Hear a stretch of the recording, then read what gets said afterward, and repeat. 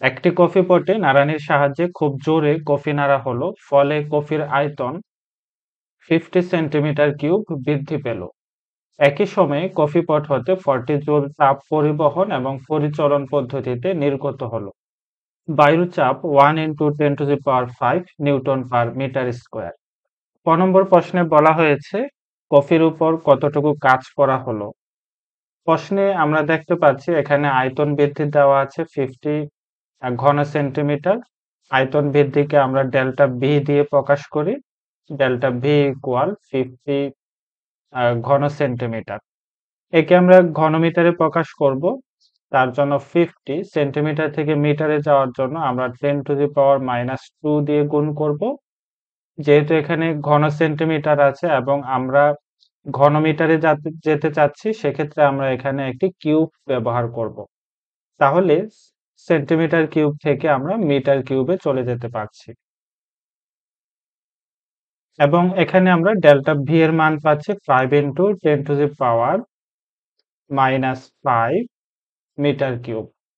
এরপরে বায়ুর চাপ দেওয়া আছে এখানে 1 × 10⁵ নিউটন পার মিটার স্কোয়ার। বায়ুর চাপকে আমরা পি দিয়ে প্রকাশ করি। P equal 1 × 10⁵ newton per metre square. এখন আমরা কফির উপর সম্পাদিত কাজের পরিমাণ বের করব। সম্পাদিত কাজকে যদি আমরা ডব্লিউ ধরি, তাহলে সম্পাদিত কাজ ডব্লিউ ইকুয়াল আমরা লিখতে পারি P into delta V. P এর মান এখানে 1 × 10⁵ নিউটন মিটার স্কোয়ার এবং ডেল্টা ভি এর মান হচ্ছে 5 × 10⁻⁻5 এবং কাজের একক হচ্ছে জুল। ক্যালকুলেটর ব্যবহার করলে আমরা কৃত কাজের পরিমাণ পাচ্ছি 5 জুল। এরপর খ নম্বর প্রশ্নে বলা হয়েছে এটি তাপগতিবিদ্যার প্রথম সূত্রকে সমর্থন করে কিনা যাচাই করে ব্যাখ্যা করো। তাপগতিবিদ্যার প্রথম সূত্র থেকে আমরা জানি যে কোনো সিস্টেমে যদি তাপশক্তি সরবরাহ করা হয়, তাহলে সেই তাপের কিছু অংশ দ্বারা সিস্টেম তার অভ্যন্তরীণ শক্তি বৃদ্ধি করে এবং তাপের বাকি অংশ দ্বারা সিস্টেম পরিবেশের উপর বাহ্যিক কাজ সম্পন্ন করে।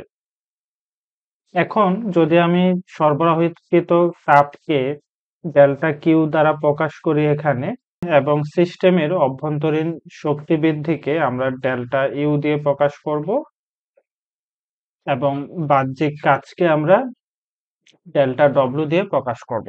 এই হচ্ছে তাপগতিবিদ্যার প্রথম সূত্রের গাণিতিক রূপ। ডেল্টা কিউ হচ্ছে সরবরাহকৃত তাপ এবং ডেল্টা ইউ হচ্ছে অভ্যন্তরীণ শক্তি বৃদ্ধি এবং ডেল্টা ডব্লিউ হচ্ছে বাহ্যিক সম্পাদিত কাজের পরিমাণ। এবার আমরা এদের মান বসিয়ে দেব এখানে। আমরা প্রশ্নে দেখতে পাচ্ছি যে এই কফি পট থেকে 40 জুল তাপ পরিবহন এবং পরিচলন পদ্ধতিতে নির্গত হয়ে যায়।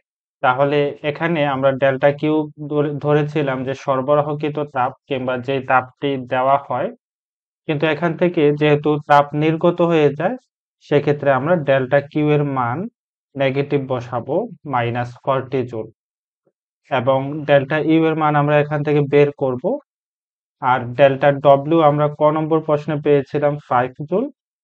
এখান থেকে আমরা ডেল্টা ইউ এর মান পাচ্ছি -45 জুল। নেগেটিভ চিহ্ন দ্বারা বোঝানো হচ্ছে এই সিস্টেমের অভ্যন্তরীণ শক্তি হ্রাস। তাহলে এখান থেকে আমরা বলতে পারি যে যেহেতু সিস্টেম হতে তাপ শক্তি নির্গত হয়, এই কারণে সিস্টেমের অভ্যন্তরীণ শক্তি হ্রাস পায়। সুতরাং এই ঘটনাটি তাপগতিবিদ্যার প্রথম সূত্রকে সমর্থন করে।